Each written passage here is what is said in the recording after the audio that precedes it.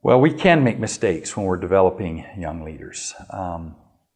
One of those is to make a young leader who has maybe tried to accomplish a task and failed to feel like they can never learn from that mistake, or to feel completely defeated by that.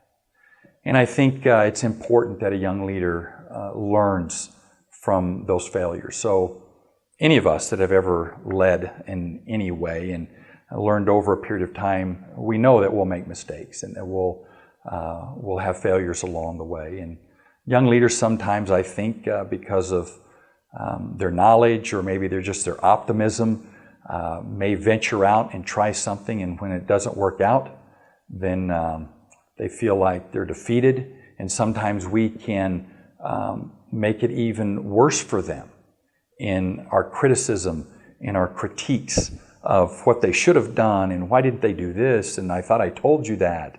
You know, those kinds of comments, and the young leader just feels pummeled. Already they feel like a failure, and then we contribute to that. So I think if we don't allow a millennial or a young leader to learn and to not feel like a complete failure when they make a mistake, I think that's going to be really, really important. I think it's also important that we don't become too impatient.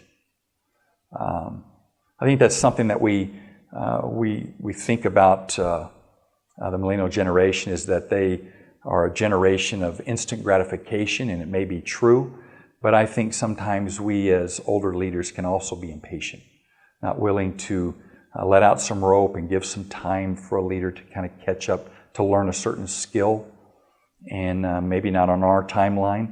I think sometimes we can be impatient, and that's a mistake that we might make.